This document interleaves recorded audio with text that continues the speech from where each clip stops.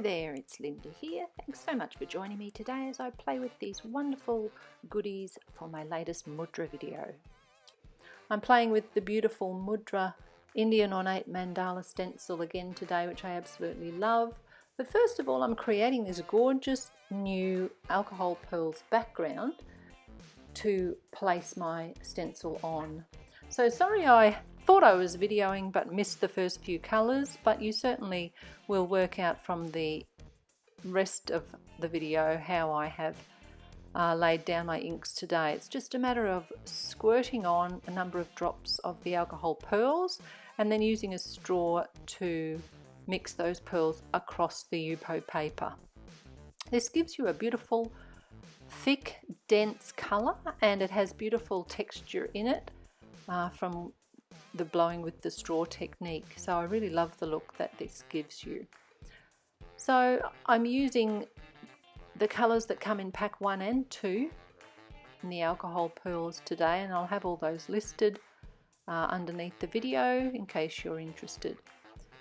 So I do apologise for my head in the way, but it's rather difficult to get these blends if I don't get down right on top of the card front.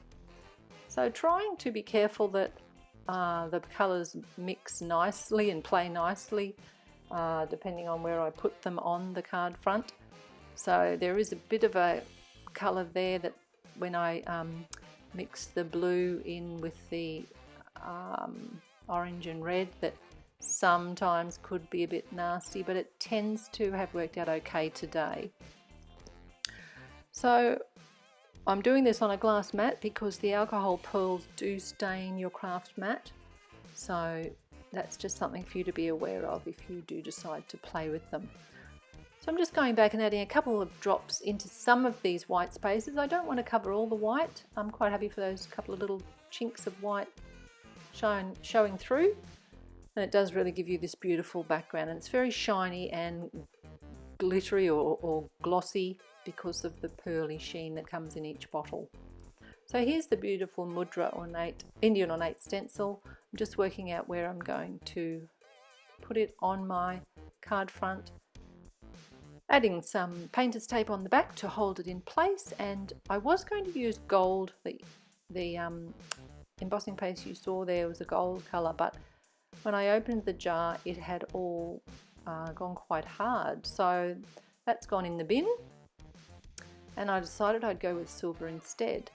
I really wanted it to be quite thick and to achieve a lot of texture on this card, so you will see me using quite a bit. Now whilst I love this silver embossing paste, it's very glittery, it's totally gorgeous. Once it was dried, I did feel it got a bit lost on the very bright, bold background.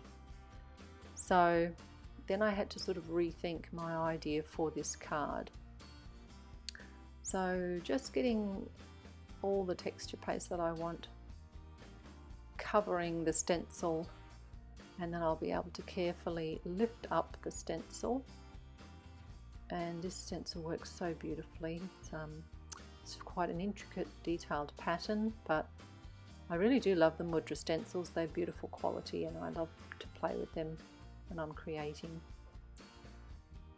So just lifting up and straight off to clean off my stencil, and I remove the painter's tape and just put this piece aside to dry. And I'm just showing you here the very detailed background that I got. It was a little bit too fussy for me, so I decided I was going to cut out just a part of that mandala stencil. I got out blue turquoise cardstock that matched with the one of the colours in the alcohol pearls, and I'm using white gesso just over the very middle part of that mandala. So putting that aside to dry, and while I am allowing it to dry, I'm cutting out very carefully, fussy cutting this gorgeous little love. Oh, I love the font of this, it's so pretty. It comes from the Love Stamp set, and you can see there I've already cut out a happy birthday from the Purely Sentiment labelled set, and I'm going to use both those sentiments in the centre of my card today. Yes, it is a bit fiddly getting this done, but it is worth it. Now my gessoed piece has dried, I'm just cutting right around that inner portion of the mandala, and then I'm going to adhere that over the intricate silver pattern in the center of my card. So I've got some foam tape, and that will pop up that little piece there right in the middle, and then I can adhere with liquid adhesive both parts of my sentiment, just making sure with my T-square ruler that that is lined up straight on my card. Then it's just a matter of adding a number of coordinating sequins and my card is finished. Thanks for joining me today. I'll be back again soon.